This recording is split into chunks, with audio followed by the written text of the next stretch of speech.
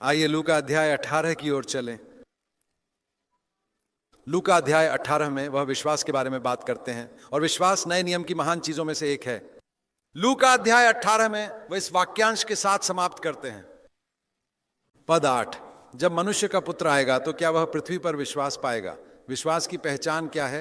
आप पिछले पदों में पढ़ते हैं, एक गरीब विधवा जिसे शैतान द्वारा उत्पीड़ित किया जा रहा था, उत्पीड़ित उत्पीड़ित उत्पीड़ित उत्पीड़ित, और वह एक न्यायाधीश के पास आई और न्यायाधीश से कहा, पद 3, मुझे मेरे दुश्मन से कानूनी सुरक्षा दें, मेरे अधिकारों का उल्लंघन हो रहा है, मेरी रक्षा करें। और न्यायाधीश ने परवाह नहीं की, वह लगातार जाती रही। अंत में उसने कहा, ठीक है, मैं कुछ करूंगा, और उसने उसे सुरक्षा दी। और यीशु ने कहा, क्या तुमने सुना कि अधर्मी न्यायाधीश ने क्या कहा? पद 6, और क्या तुम्हें नहीं लगता कि परमेश्वर अपने चुने हुए लोगों के लिए न्याय लाएगा? कौन क्या करता है? जो दिन और रात उससे प्रार्थना करते हैं। इसका मतलब यह नहीं है कि सचमुच रोना। इसका मतलब है कि कई बार मैं परमेश्वर के पास वापस जाता हूं और कहता हूं, प्रभु, मैं इस पर हार नहीं मानने वाला। मैंने आपसे पाप पर विजय मांगी, मैं आपको बता रहा हूं, मैं हार नहीं मानने वाला। अगर इसमें 10 साल या 20 साल लगते हैं। प्रभु, मैंने आपसे शारीरिक चंगाई मांगी, मैं हार नहीं मानने वाला। मैं आपसे इसके लिए पूछता रहूंगा, अगर इसमें 10 साल या 20 साल लगते हैं। मैंने आपसे पवित्र आत्मा और आग में बपतिस्मा देने के लिए कहा, मैं हार नहीं मानने वाला। परमेश्वर, मैं हार नहीं मानने वाला। अगर आपको लगता है कि मैं हार मानने वाला हूं तो आप गलत हैं। मैं हार नहीं मानने वाला जब तक कि मैं वास्तव में पवित्र आत्मा और आग से भर नहीं जाता। मुझे पता है कि मुझे इस पवित्र आत्मा के बपतिस्मा को समझने में बहुत समस्या है, क्योंकि मैं एक ऐसे संप्रदाय में बड़ा हुआ जिसने मुझे बताया कि ऐसी चीज़ें मौजूद नहीं हैं। इसलिए यह मेरे लिए एक बड़ी लड़ाई है। या आप में से कुछ कह सकते हैं, मैं एक ऐसे संप्रदाय में बड़ा हुआ जहां उनके पास सभी प्रकार के नकली अनुभव थे जो किसी की मदद नहीं करते थे। चाहे आपका पृष्ठभूमि कुछ भी हो, कहें, प्रभु, मैं असली चीज़ चाहता हूं और मैं इसे प्राप्त करने वाला हूं। मैं हार नहीं मानने वाला जब तक आप मुझे इसे नहीं देते। आप मुझे अपनी कलीसिया में परमेश्वर का उपयोगी सेवक बनाएंगे। यह आपके लिए मेरी इच्छा है। आपके शरीर का एक उपयोगी सदस्य बने। मैं ट्रेन में एक यात्री की तरह नहीं बहने वाला। मैं ट्रेन चलाना शुरू करने वाला हूं, मैं मदद करने वाला हूं। मैं उस कलीसिया में आशीष बनने वाला हूं जिससे मैं संबंधित हूं। आपको सकारात्मक रूप से बोलना होगा, क्योंकि यह आपके लिए परमेश्वर की इच्छा है। क्या आप जानते हैं कि सत्य को स्वीकार करना मतलब वही कहना है जो परमेश्वर कहता है? अगर परमेश्वर कहता है, मैं तुम्हें आशीष दूंगा, तो आप कहें, प्रभु, मैं आशीष बनने वाला हूं क्योंकि आपका वचन ऐसा कहता है। यह आपके लिए मेरी इच्छा है। जब बाइबल में लिखा है, वह तुम्हें पवित्र आत्मा और आग में बपतिस्मा देगा, उस वादे को लें और कहें, बिल्कुल, वह मुझे पवित्र आत्मा और आग में बपतिस्मा देगा। आप एक पद पढ़ते हैं, जैसा कि हमने पहले कहा था, आपके सभी बच्चे प्रभु द्वारा शिष्य बनाए जाएंगे। महान। मेरे पास 2 बच्चे हैं, 4 बच्चे हैं, 6 बच्चे हैं, 7 बच्चे हैं, 8 बच्चे हैं, सभी प्रभु द्वारा शिष्य बनाए जाएंगे और मैं निश्चित रूप से अपना हिस्सा करूंगा। लेकिन मैं विश्वास करता हूं, यह विश्वास है जो अंतर बनाता है। अगर आप उस पर विश्वास करते हैं और कहते हैं, वाली प्रभु, यह होने वाला है, आप मेरे जीवन में ऐसा करने वाले हैं क्योंकि आपका वादा ऐसा कहता है, आपका वचन ऐसा कहता है, मैं उस वादे का दावा करने वाला हूं और यह मेरे जीवन में सच होने वाला है। नए नियम में किसी वादे पर जाएं। यह विधवा बार बार गई और उसे प्राप्त किया। अब क्या आप इस विधवा की तरह दुश्मन द्वारा उत्पीड़ित हो रहे हैं? आपके जीवन के किसी क्षेत्र में शैतान आपको आपके पिछले असफलता की यादों से, आपके जीवन को बर्बाद करने के कारण अवसाद से, आपके बच्चों या परिवार के बारे में चिंताजनक विचारों से, या किसी को चोट पहुंचाने और नुकसान पहुंचाने के बारे में अपराध बोध से उत्पीड़ित कर रहा है। आप कहते हैं, मैं इसे कैसे सुधार सकता हूं? या शायद आप इतने भयानक कर्ज में हैं, आप कहते हैं, खैर, मुझे नहीं पता कि मैं कभी अपनी कर्ज कैसे चुकाऊंगा। मैं आपको बताता हूं, सुसमाचार से मुझे जो एक संदेश मिलता है वह यह है कि परमेश्वर हर समस्या का समाधान कर सकता है। मुझे लोगों को यह बताना बहुत पसंद है, परमेश्वर हमेशा शैतान के खिलाफ आपके पक्ष में है। मुझे परवाह नहीं है कि आप सबसे बड़े अपराधी हैं, परमेश्वर हमेशा शैतान के खिलाफ आपके पक्ष में है। अगर आप घमंडी हैं तो वह आपका विरोध करेगा, लेकिन वह कभी शैतान के पक्ष में नहीं होगा, यह निश्चित है। परमेश्वर कभी शैतान के साथ एक ही पक्ष में नहीं हो सकता। परमेश्वर हमेशा शैतान के खिलाफ है, और आप उनके बीच कहीं भी हों, इससे कोई फर्क नहीं पड़ता। परमेश्वर अभी भी शैतान के खिलाफ है। इसलिए अगर आप शैतान के खिलाफ मदद के लिए परमेश्वर से पूछते हैं तो वह हमेशा शैतान के खिलाफ आपके पक्ष में है, भले ही आपने अपने जीवन को बर्बाद कर दिया हो। क्या शैतान ने आप पर या आपके परिवार पर कुछ डाला है? क्या आपको लगता है कि परमेश्वर आपको इसे हटाने में मदद करेगा? बिल्कुल वह करेगा, वह आपके पक्ष में है, उस पर विश्वास करें। कहें, प्रभु मैं विश्वास करता हूं आप शैतान के खिलाफ मेरे पक्ष में हैं। शैतान की महिमा न करें यह कहकर ओ भाई शैतान मेरे साथ यह कर रहा है, वह मेरे साथ वह कर रहा है, वह मुझे परेशान कर रहा है। आप जानते हैं, मैंने एक बार एक पादरी से मुलाकात की जिसने कहा, ओह भाई जैक, मेरे पड़ोसियों ने मुझ पर कुछ जादू टोना किया और मैं इतने महीनों तक बिस्तर पर पड़ा रहा, मैं बिस्तर पर पड़ा रहा। मैंने कहा, उस समय यीशु मसीह कहाँ थे? क्या वह मर गया था? आप जानते हैं बाइबल में सबसे महिमामय सत्य में से एक यह है कि यीशु मसीह जीवित हैं। हमें अपने चारों ओर की दुनिया को यह दिखाना है कि हमारे पास एक जीवित उद्धारकर्ता है, न कि एक मृत। अन्य धर्मों के नेता मर चुके हैं और चले गए हैं, लेकिन हमारे पास एक जीवित उद्धारकर्ता है। आपका जीवन और मेरा जीवन हमारे चारों ओर की दुनिया को यह दिखाना चाहिए कि हमारे पास एक मसीह है जो कल, आज और हमेशा के लिए वही है। अगर आप एक पसंदीदा पद रखना चाहते हैं तो यह है, यीशु मसीह कल, आज और हमेशा के लिए वही है। जो उसने दूसरों के लिए किया वह आपके लिए करेगा। वह नहीं बदला है, वह जीवित है। जैसे पौलुस कहता है, अगर मसीह मृतकों में से नहीं जी उठा तो 1 कुरिन्थियों 15, हम पूरी दुनिया में सबसे दुखी लोग हैं। आप और मैं खुद को मूर्ख बना रहे हैं अगर मसीह मृतकों में से नहीं जी उठा। ये सभी अद्भुत शिक्षाएं और सब कुछ बेकार हैं अगर मसीह मृतकों में से नहीं जी उठा। दुनिया के सभी अन्य धर्मों से मसीही धर्म को जो एक चीज अलग करती है वह यह है कि मसीह मृतकों में से जी उठा, वह जीवित है। और भले ही आप इतने कमजोर महसूस करते हैं कि आप कहते हैं, ओ भाई मेरे पास उस विधवा की तरह दृढ़ता से विश्वास करने की भी क्षमता नहीं है, परमेश्वर से इसके लिए पूछें। ऐसा क्या है जिसके लिए आप परमेश्वर के पास नहीं जा सकते और नहीं पूछ सकते? प्रभु मैं दृढ़ता से भी नहीं लगता, प्रभु मेरी मदद करें। तो वो एक पिता है जो आपकी मदद करेगा। वो एक निर्देशक नहीं है, वो एक पिता है। आप उसके साथ एक ऐसा संबंध बना सकते हैं जो पुराने नियम के समय में किसी के पास नहीं था। उसके पास विश्वास के साथ आए, आप अपने जीवन में बहुत कुछ खो रहे हैं। ये सब मुफ्त है। अगर आप विश्वास के साथ आते हैं और कहते हैं, प्रभु मैं हार नहीं मानने वाला जब तक आप मुझे यह नहीं देते। आप जानते हैं परमेश्वर आपको परखेंगे। हम पुराने नियम में पढ़ते हैं उत्पत्ति अध्याय 32 में कैसे परमेश्वर एक स्वर्गदूत के रूप में आए और याकूब के साथ संघर्ष किया क्योंकि वह उसे आशीष देना चाहते थे। उत्पत्ति 32:24 याकूब अकेला रह गया और एक आदमी उसके साथ कुश्ती करने लगा। परमेश्वर एक आदमी के रूप में आए, शारीरिक रूप से नहीं बल्कि किसी प्रकार के दर्शन में, और याकूब के साथ संघर्ष किया। और आप जानते हैं परमेश्वर याकूब को एक ही झटके में कुचल सकते थे, लेकिन उन्होंने याकूब को लंबे समय तक संघर्ष करने दिया ताकि उसे एक सबक सिखा सकें। याकूब तुम मेरे खिलाफ संघर्ष कर रहे हो इसलिए मैं तुम्हें आशीष नहीं दे सकता। बस संघर्ष करना बंद करो आदमी, संघर्ष करना बंद करो। बस मेरी अनुशासन को स्वीकार करो, जो मैं तुम्हें करने के लिए कह रहा हूं उसे स्वीकार करो। लेकिन संघर्ष चलता रहता है और चलता रहता है। आखिरकार वह कहते हैं ठीक है मुझे तुम्हें तोड़ना होगा। वह उसकी जांघ को विस्थापित कर देते हैं।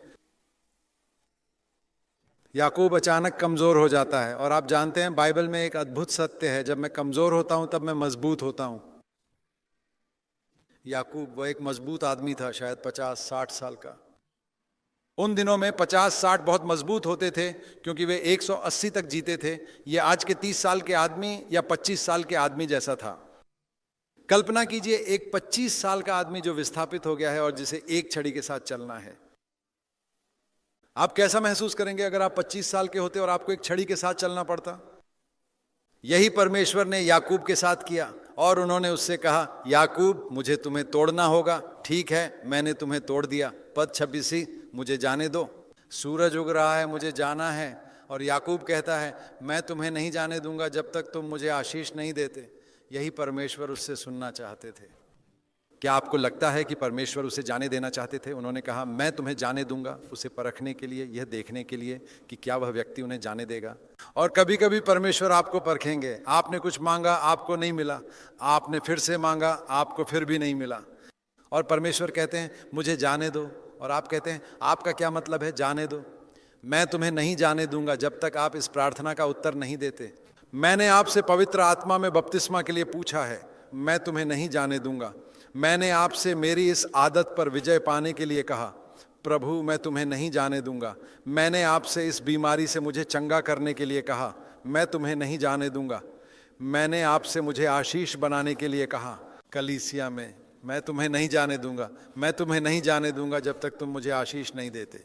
मेरे भाई बहन, इस शब्द को अपने साथ ले जाओ, इस शब्द को अपने साथ ले जाओ और इसे परमेश्वर के सामने नियमित रूप से उपयोग करो। यह शास्त्र से है, मैं तुम्हें नहीं जाने दूंगा जब तक तुम मुझे आशीष नहीं देते। क्या आप विश्वास करते हैं कि परमेश्वर आपको आशीष देना चाहते हैं? बिल्कुल बिल्कुल वह चाहते हैं। गलातियों 3:14 कहता है, अब्राहम की आशीष केवल याकूब के लिए नहीं है, यह मेरे लिए है कि वह मुझे पृथ्वी के सभी परिवारों के लिए आशीष बनाएंगे। परमेश्वर आपको आशीष देकर पृथ्वी के सभी परिवारों के लिए आशीष बनाना चाहते हैं। इसका मतलब है कि हर परिवार जिसे आप छूते हैं आशीषित होगा। किसी न किसी तरह उन्हें आशीषित होना चाहिए। उन्हें आत्मिक रूप से आशीषित होना चाहिए, उन्हें भौतिक रूप से आशीषित होना चाहिए, उन्हें शारीरिक रूप से आशीषित होना चाहिए। जो भी मेरे घर में प्रवेश करता है उसे आशीषित होना चाहिए और हमें पृथ्वी के हर परिवार के लिए आशीष बनना चाहिए। मैं तुम्हें नहीं जाने दूंगा। और फिर मैं चाहता हूं कि आप यहाँ एक और बात देखें। परमेश्वर ने उससे पूछा, तुम्हारा नाम क्या है? क्या आप जानते हैं याकूब का अर्थ क्या है? धोखेबाज। तुम्हारा नाम क्या है? प्रभु मैं एक ठग हूं। आप जानते हैं एक समय था जब उसके पिता ने उससे पूछा, तो तुम्हारा नाम क्या है? मैं एसाव हूं, क्योंकि एसाव इसी तरह बोलता था, धोखेबाज, झूठा। अब परमेश्वर उससे पूछते हैं तुम्हारा नाम क्या है, जैसे पहले इसहाक ने पूछा था। अब वह सच बोलता है, मैं एक धोखेबाज हूं। आप जानते हैं परमेश्वर बस चाहते हैं कि आप उनके साथ ईमानदार रहें। प्रभु मैंने कलीसिया में लोगों को मूर्ख बनाया है कि मैं एक बहुत आत्मिक व्यक्ति हूं। मैं नहीं हूं। अगर वे मेरे निजी जीवन को जानते, अगर वे मेरे विचार जीवन को जानते, तो वे जानते कि मैं एक अशुद्ध व्यक्ति हूं। मैं आपको सच बताऊंगा, प्रभु तुम्हारा नाम क्या है? अशुद्ध व्यक्ति, ठग, पाखंडी। प्रभु यही मेरा नाम है। प्रभु कहते हैं तुम्हारा नाम अब धोखेबाज नहीं होगा, तुम्हारा नाम अब पाखंडी नहीं होगा, तुम्हारा नाम अब अशुद्ध व्यक्ति नहीं होगा, तुम्हारा नाम परमेश्वर का राजकुमार होगा। उसने इसके लिए क्या किया? ईमानदारी, पूर्ण ईमानदारी। जैसे क्रूस पर चोर, मैं इसके लायक हूं। ओह तुम इसके लायक हो, ठीक है, तुम क्रूस पर चढ़ाए जाने के लायक हो, है ना? खैर तुम आज मेरे साथ स्वर्ग में रहोगे। स्वर्ग ईमानदार लोगों के लिए बना है जो कहेंगे मैं एक धोखेबाज हूं। मैंने कलीसिया में सभी को मूर्ख बनाया। मैंने उन्हें यह सोचने पर मजबूर किया कि मैं एक बहुत आत्मिक व्यक्ति हूं और मैंने केवल इसी तरह बात की। लेकिन प्रभु आप जानते हैं कि मैं एक ठग हूं, मैं एक धोखेबाज हूं, मैं अशुद्ध हूं। और प्रभु कहते हैं यह वह दिन है जिसका मैं इंतजार कर रहा था। तुम अलग हो जाओगे, तुम्हारा नाम परमेश्वर का राजकुमार होगा, क्योंकि तुमने परमेश्वर के साथ संघर्ष किया और तुमने विजय प्राप्त की। उसने कब विजय प्राप्त की? सारा समय जब वह परमेश्वर के साथ संघर्ष कर रहा था उसने विजय प्राप्त नहीं की। जब वह टूटा, विस्थापित हुआ और परमेश्वर ने उस पर विजय प्राप्त की, तब उन्होंने कहा अब तुमने परमेश्वर के साथ विजय प्राप्त की। क्या आप जानते हैं जब हम परमेश्वर के साथ विजय प्राप्त करते हैं, जब हम परमेश्वर को हमें तोड़ने की अनुमति देते हैं, तब तक आप संघर्ष कर रहे हैं, संघर्ष कर रहे हैं, संघर्ष कर रहे हैं। यही कारण है कि मैं कहता हूं कि मसीही जीवन में सबसे महत्वपूर्ण सबक जो आपको सीखने की आवश्यकता है वह टूटने का सबक है। आप एक अद्भुत रोटी का टुकड़ा हैं, लेकिन जब तक वह आपको नहीं तोड़ता वह 5000 को नहीं खिला सकता। यीशु ने रोटी के लिए धन्यवाद दिया, 5000 अभी भी भूखे हैं। परमेश्वर आपको आशीष दे सकते हैं। उन्होंने रोटी को आशीष दी, 5000 भूखे हैं, लेकिन जब उन्होंने इसे तोड़ा तो सभी को भोजन मिला। परमेश्वर आपको आशीष दे सकते हैं, आपके आसपास के लोग भूखे हैं, लेकिन जब वह आपको तोड़ता है और अगर वह आपको टूटा हुआ रख सकता है। परमेश्वर ने मुझे यह सत्य कई साल पहले सिखाया। मैं बहुत आभारी हूँ। यह सबसे महान सत्य में से एक है जो मैंने एक युवा व्यक्ति के रूप में सीखा 24 साल की उम्र में, जब मैं पवित्र आत्मा में बपतिस्मा के लिए परमेश्वर की खोज कर रहा था। प्रभु ने मुझे टूटने का मार्ग दिखाया। नीचे जाओ, अपने आप को नम्र करो। जब लोग तुम्हारे बारे में बुरा बोलते हैं तो प्रतिशोध मत करो, और मुझे सभी प्रकार की परिस्थितियों में तुम्हें तोड़ने की अनुमति दो। और मैंने कहा जरूर प्रभु। आप मुझे तोड़ सकते हैं, आप मुझे नम्र कर सकते हैं, आप जो चाहें कर सकते हैं, आप मुझे किसी के सामने अपमानित कर सकते हैं, मुझे कोई परवाह नहीं। मैं चाहता हूं कि आप मुझे तोड़ें और मुझे आशीष दें। क्या आप जानते हैं जब उस महिला द्वारा अल्बास्टर की बोतल तोड़ी गई थी, पूरा घर उस इत्र की गंध से भर गया था। अगर मेरे पास इन महंगे इत्रों की एक बड़ी बोतल होती और मैं इसे यहाँ तोड़ता तो ये पूरा घर उससे भर जाता। अगर मैं इसे बोतल में रखता तो आपको कुछ भी गंध नहीं आती। मुझे लगता है कि हम में से कई मसीही ऐसे ही हैं, हमारे अंदर यीशु मसीह की सुगंध है, लेकिन ये सब बोतल में बंद है। आपको इसे तोड़ना होगा। क्या आप चाहते हैं कि लोग बोतल की प्रशंसा करें? तब सुगंध कभी बाहर नहीं जाएगी। ये बहुत से लोगों की समस्या है। हम चाहते हैं कि लोग हमारी प्रशंसा करें। क्या सुंदर बोतल है। ये इत्र की बोतलें अलग अलग आकार में आती हैं, जानते हैं? आह क्या प्यारी बोतल है। क्या यही सब आप चाहते हैं? नहीं, इसे तोड़ दो प्रभु, इसे तोड़ दो। ये कहता है वहां उसने उसे आशीष दी है। पद 19 अंतिम भाग, मैं चाहता हूं कि यह मेरे जीवन में पूरा हो। परमेश्वर ने उसे वहां आशीष दी और उसने कहा मैंने परमेश्वर को आमने सामने देखा। और परिणाम क्या है? पद 31, सूरज उसके जीवन पर उगने लगा, अंधकार गायब हो गया, सूरज उस पर उगा।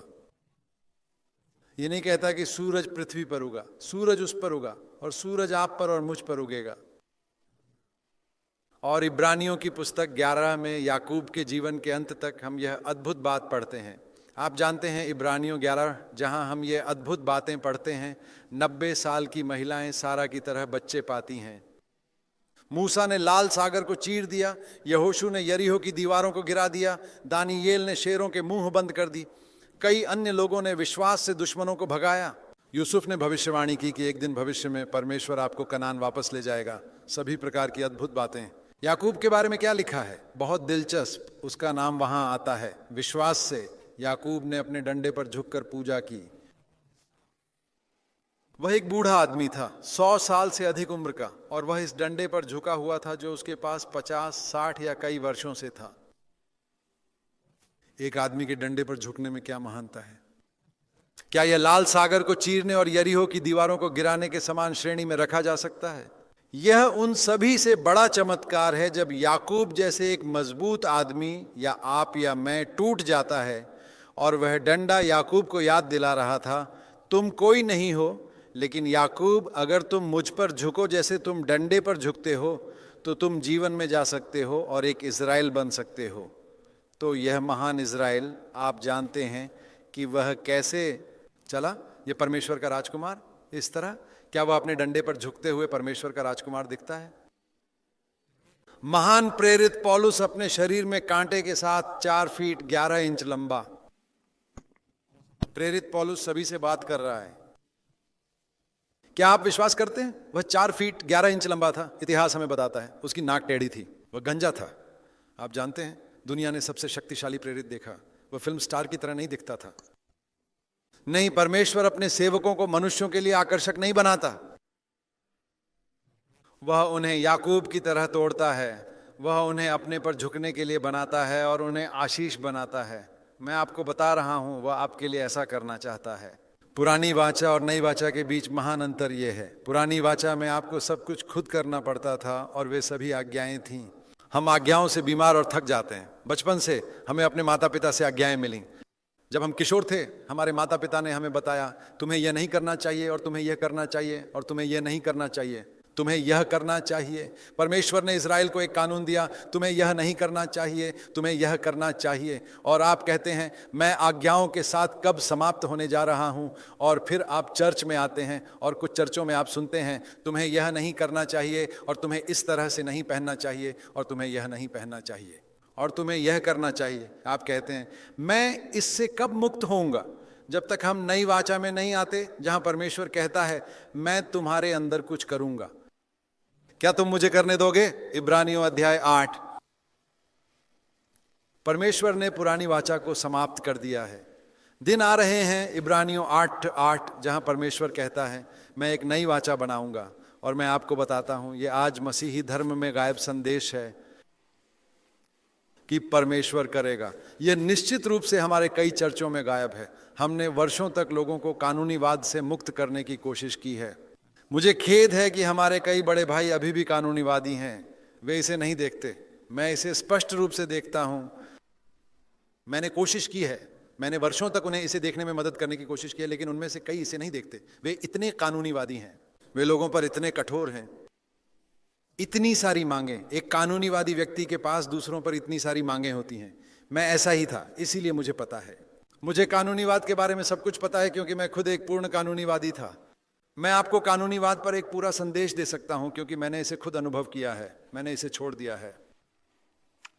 मैंने खोजा है कि कानून के मार्ग से बेहतर एक मार्ग है। आप जानते हैं कि पुरानी वाचा क्या थी? 10 आज्ञाएं। तू करेगा, तू नहीं करेगा, तू करेगा, तू नहीं करेगा, तू करेगा, तू नहीं करेगा। कई चर्चों में आप जाते हैं, यही सुनते हैं, तू करेगा, तू नहीं करेगा। तुम ऐसा क्यों कर रहे हो? तुम ऐसा क्यों कर रहे हो? खैर, तू करेगा, तू नहीं करेगा, तू नहीं करेगा। लोग बीमार और थक जाते हैं, और मुझे आश्चर्य नहीं है कि युवा लोग उस संदेश से दूर चले जाते हैं। अगर युवा लोग मेरे संदेश से दूर भागते हैं तो मैं कहता हूं कुछ गलत है।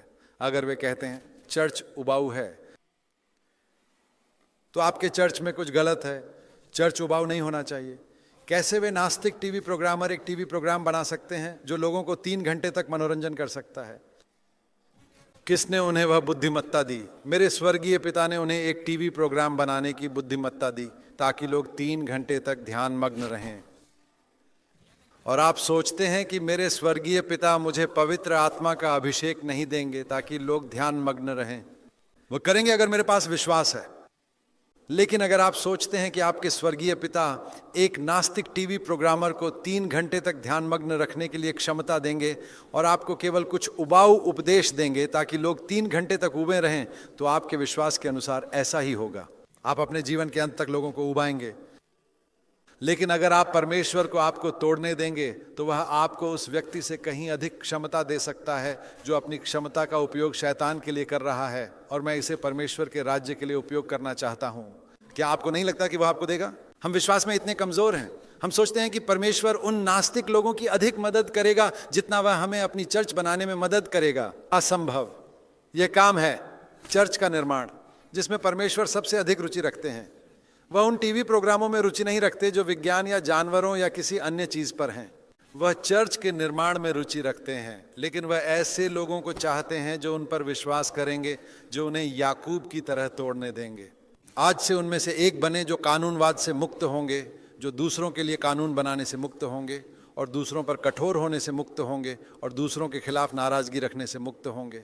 ये दुखद है जब बड़े भाई ऐसे होते हैं। और प्रभु कहते हैं मैं उनके साथ एक वाचा करूंगा। इस वाचा में ये नहीं होगा तू करेगा, तू नहीं करेगा, बल्कि ये क्या होगा? पद 10 से पद 12, मैं करूंगा, मैं करूंगा, मैं करूंगा, मैं करूंगा। जब आपको समय मिले, निर्गमन अध्याय 20 में 10 आज्ञाओं को पढ़ें और इसे इब्रानियों 8, 10, 12 में नई वाचा के साथ तुलना करें। ये आप एक बड़ा अंतर देखेंगे। पूरी 10 आज्ञाएं हैं, तू करेगा, तू नहीं करेगा, बस इतना ही। लेकिन नई वाचा में परमेश्वर कहते हैं मैं करूंगा, मैं करूंगा, मैं करूंगा, मैं करूंगा। यही अंतर है। वहां यह है मनुष्य, ओह मैं यह नहीं कर सकता, मुझे यह करना है, मैं यह नहीं कर सकता, मुझे यह करना है। ओह प्रभु मैं हार मानता हूं। और प्रभु कहते हैं क्या तुमने हार मान ली? तुमने पूरी रात कोशिश की और कोई मछली नहीं पकड़ी? क्या तुमने अपना सबक सीखा? हम में से कई ने अभी तक इसे नहीं सीखा है। फिर तुम्हें थोड़ा इंतजार करना होगा। लेकिन अगर तुम मानते हो कि चाहे तुम कितनी भी मेहनत कर लो, चाहे तुम कितनी भी दांत भींच लो, तुम अपने जीवन में परमेश्वर की इच्छा को पूरा नहीं कर पाओगे, तुम परमेश्वर के पास आओ और कहो प्रभु मैं यह नहीं कर सकता, मुझ में यह करो। और प्रभु कहते हैं मैं अपनी विधियों को तुम्हारे मन में डालूंगा, मैं उन्हें तुम्हारे हृदय पर लिखूंगा, मैं तुम्हें अपनी इच्छा पूरी करने के लिए बनाऊंगा। यह पवित्र आत्मा के माध्यम से है। मैं तुम्हें भीतर शक्ति दूंगा। ओह कितना दुखद है कि परमेश्वर के लोग यह सोचकर भटक गए हैं कि पवित्र आत्मा की शक्ति केवल भाषाओं में बोलने और बीमारों को चंगा करने के लिए है। उससे कहीं अधिक वह मुझे मेरे मन और हृदय में शक्ति देगा ताकि मैं उसी तरह चल सकूं जैसे यीशु चले। ये एक अद्भुत बात है। मैं उसी तरह चल सकता हूं जैसे यीशु चले, क्योंकि वही पवित्र आत्मा जो उनमें वास करता था मुझ में वास करता है। मुझे एक उदाहरण देने दो। मान लो मेरे पास एक पुरानी खराब कार है जो ठीक से नहीं चलती और मैं इसे चलाने के लिए संघर्ष करता हूं, या एक स्कूटर या जो भी हो। और मैं देखता हूं कि एक और व्यक्ति एक शानदार आधुनिक वाहन चला रहा है जिसमें बहुत शक्तिशाली पावर स्टीयरिंग और नवीनतम इंजन है, कुछ रोल्स रॉयस या मर्सिडीज बेंज, जो भी नवीनतम सबसे अच्छा प्रकार का सामान है। और मैं कहता हूं अगर वह इंजन इस कार में डाला जा सके और अगर वह सारा उपकरण इस कार में डाला जा सके तो मुझे इस कार के आकार की परवाह नहीं है, यह उसी तरह चलेगी। ये कार का आकार नहीं है, यह इंजन है। और इसलिए मैं कहता हूं, अगर वह इंजन जो यीशु के जीवन को शक्ति देता था इस पुरानी खराब कार में डाला जा सके तो ये वही परिणाम देगा। ये पवित्र आत्मा है, वही पवित्र आत्मा जिसने यीशु को एक युवा व्यक्ति के रूप में हर परीक्षा को पार करने में मदद की, जिसने उन्हें इतनी शक्ति से बोलने के लिए अभिषेक किया, जिसने उन्हें परमेश्वर की इच्छा पूरी करने के लिए अभिषेक किया। अगर वह इंजन मुझ में डाला जाए, अगर वही पवित्र आत्मा मुझ में आए और मेरे जीवन को नियंत्रित करे तो मैं वही काम कर सकता हूं जो यीशु ने किया। इसका मतलब है परमेश्वर की इच्छा। इसका मतलब यह नहीं है कि तुम मेरे जैसे प्रचार कर सकोगे, लेकिन तुम अपने जीवन में परमेश्वर की इच्छा पूरी कर सकोगे। इसका मतलब यह नहीं है कि मैं मृतकों को जीवित कर सकूंगा, यह मेरे जीवन के लिए परमेश्वर की इच्छा में नहीं हो सकता। मैं कुछ ऐसा कर सकता हूं जो यीशु नहीं कर सके। मैं 2 विश्वासियों को एक बना सकता हूं। यीशु अपने 12 शिष्यों में से किसी 2 को भी एक नहीं बना सके क्योंकि उनके पास पवित्र आत्मा नहीं था। उन्होंने कहा, तुम मुझसे बड़े काम करोगे क्योंकि मैं मानता हूं कि अब पवित्र आत्मा आ गया है। उत्तर, मेरे भाइयों और बहनों, पवित्र आत्मा में है। अपने जीवन में पवित्र आत्मा का सम्मान करो, उसे खोजो, उसे खोजो। इस एक चरम पर मत जाओ जैसे कुछ मसीही लोग करते हैं, पवित्र आत्मा के बपतिस्मा और पवित्र आत्मा की शक्ति की उपेक्षा करते हैं। और उस दूसरे चरम पर मत जाओ जहां तुम सोचते हो कि पवित्र आत्मा केवल भावना और भाषाओं में बोलना और चंगा करना है। नहीं, ये तुम्हें उसी तरह चलने में सक्षम बनाने के लिए है जैसे यीशु चले। आध्यात्मिक व्यक्ति का सबसे अच्छा उदाहरण यीशु मसीह है। वह चाहता है कि तुम उसी तरह चलो जैसे वह चला। मैं ये करूंगा, वह तुम में कहता है, मैं तुम्हें ऐसा बनाऊंगा, मैं तुम्हें कारण दूंगा। यहां यह सुंदर पद है यहेजकेल 36 में। मुझे तुम्हें दिखाने दो, ये एक अद्भुत पद है। मैंने इस संबंध में कहीं और बाइबल में ऐसा कोई पद नहीं पाया है। यह बहुत स्पष्ट है। पद 27 यहेजकेल 36, ये भविष्य की एक भविष्यवाणी है कि जब मैं अपनी आत्मा तुम्हारे भीतर डालूंगा, प्रभु कहते हैं, मैं तुम्हें अपनी विधियों में चलने का कारण दूंगा और तुम मेरी विधियों का पालन करने में सावधान रहोगे। अब ये कहने के बीच का अंतर देखो, तुम्हें मेरी विधियों में चलना चाहिए और तुम्हें मेरी आज्ञाओं का पालन करने में सावधान रहना चाहिए। नहीं नहीं नहीं नहीं नहीं, ये पुरानी वाचा है। तुम्हें मेरी आज्ञाओं में चलने में सावधान रहना चाहिए, तुम्हें मेरी आज्ञाओं का पालन करना चाहिए। नहीं, वह कहते हैं, मैं तुम्हें कारण दूंगा। तुम्हें कार को धक्का देने की जरूरत नहीं है, यह इंजन संभाल लेगा। यह नई वाचा है। और तुम मेरी आज्ञाओं का पालन करने में सावधान रहोगे और तुम वह जीवन जियोगे जो मैं चाहता हूं कि तुम जियो, और मैं तुम्हें तुम्हारे सभी पापों से बचाऊंगा। वह कौन सी अशुद्ध गंदी आदत है जो तुम्हारे पास है, मैं तुम्हें उससे बचाऊंगा। और पद 30, मैं तुम्हें इतना फलदायी बनाऊंगा कि तुम फिर कभी दुनिया के लोगों के बीच अपमान नहीं बनोगे। और जब यह सब होगा तो तुम अपना सिर झुकाओगे और कहोगे, ओह परमेश्वर, मैंने ऐसा गंदा जीवन जिया। पद 31, तुम अपने पापी अविश्वासी तरीकों के कारण खुद से घृणा करोगे, और जब वह तुम्हारे जीवन को दूसरों के लिए एक अद्भुत आशीष बनाएगा तो तुम सारी महिमा परमेश्वर को दोगे। और वह कहते हैं, मैं यह तुम्हारे लिए नहीं कर रहा हूं, तुम्हारे लिए नहीं। पद 32, मैं यह इसलिए कर रहा हूं क्योंकि मैं चाहता हूं कि मेरा नाम तुम्हारे माध्यम से महिमा पाए। मेरे भाइयों और बहनों, परमेश्वर हमसे अत्यधिक प्रेम करता है। तुम जितना समझते हो उससे कहीं अधिक परमेश्वर का महान प्रेम तुम्हारे लिए है। मुझे यह चित्रण पसंद है जब यह कहता है कि परमेश्वर हमसे एक माँ की तरह प्रेम करता है। यशायाह 49:15, एक माँ अपने दूध पीते बच्चे को भूल सकती है, लेकिन मैं तुम्हें नहीं भूलूंगा।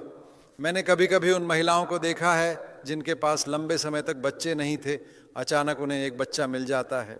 ओह, यह उनके लिए स्वर्ग जैसा होता है, और वे उनसे बातें करती हैं और बोलती हैं, लेकिन बच्चा कुछ भी नहीं समझ सकता, लेकिन वे ऐसे बोलती हैं जैसे बच्चा सब कुछ समझ रहा हो। यह उनके लिए बहुत कीमती होता है। और मैं कहता हूँ, यही तरह से परमेश्वर मुझे उठाता है गरीब कमज़ोर उसी बच्चे की तरह असहाय हमेशा अपनी पैंट गंदा करता है और चिल्लाता है और चिल्लाता है, लेकिन माँ फिर भी बहुत खुश होती है। और परमेश्वर कहते हैं कि वह मुझे ऐसे उठाता है और वह जानता है कि मैं अपने जीवन में कितनी चीज़ें गड़बड़ करने वाला हूँ। ये उसे कोई फ़र्क नहीं पड़ता। वह मुझसे प्रेम करता है और वह मुझसे बातें करता है, और शायद मैं नहीं समझ सकता कि वह क्या कह रहा है, लेकिन वह मुझसे प्रसन्न है। मुझे ये शब्द चित्र पसंद है। मुझे नहीं पता आपके बारे में, लेकिन ये शब्द चित्र मेरी मदद करते हैं क्योंकि बाइबल इनसे भरी हुई है। यीशु ने इसका उपयोग किया। मुझे इनके बारे में सोचना पसंद है, मुझे इन पर ध्यान लगाना पसंद है। ये उन बहुत सारे टीवी कार्यक्रमों से कहीं बेहतर हैं जो आप लोग देखते हैं। मैं आपको बताता हूँ, इन चीज़ों पर ध्यान लगाना और देखना कि परमेश्वर मुझ में कितनी प्रसन्नता पाता है और उसमें आनंदित होना, और इस अद्भुत सत्य को उन लोगों के साथ साझा करना जो इतने दुखी हैं। क्या आप आज से ऐसे व्यक्ति बनेंगे? कहें, प्रभु मैं इस तथ्य में आनंदित होना चाहता हूँ कि आप मुझसे प्रेम करते हैं। मैं कानूनीवादी होने के साथ समाप्त कर चुका हूँ। मैं अन्य लोगों से वैसे ही प्रेम करना चाहता हूँ जैसे आप मुझसे करते हैं। मैं एक प्रोत्साहक बनना चाहता हूँ जो लोगों की आत्माओं को उठाता है।